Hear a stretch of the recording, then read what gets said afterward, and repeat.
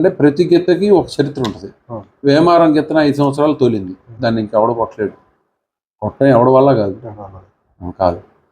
ఏదన్నా ప్రయత్నం చేయడానికి ట్రై చేశాను కానీ దానివల్ల అవ్వదు. అలా భగవంతుడు ఒక్కొక్క గిత్తకి లేకపోతే ఒక్కొక్క పశువుకి ఒక్కొక్కరి జాతకం రాస్తాడు.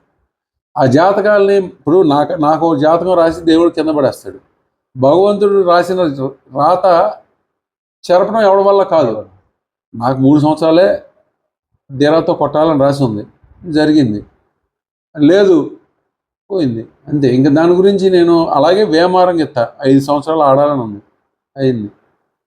అది ఎప్పటికీ ఆనాడు ఈనాడు ఏనాడికి కూడా ఒక పశువు ఒక గిత్త 5 సంవత్సరాలు దాంట్లో పాల్గొనడం అంటే ఎవరి వల్ల కాని పని. అది దానికి వేమారం ఎద్దుకే చెల్లింది.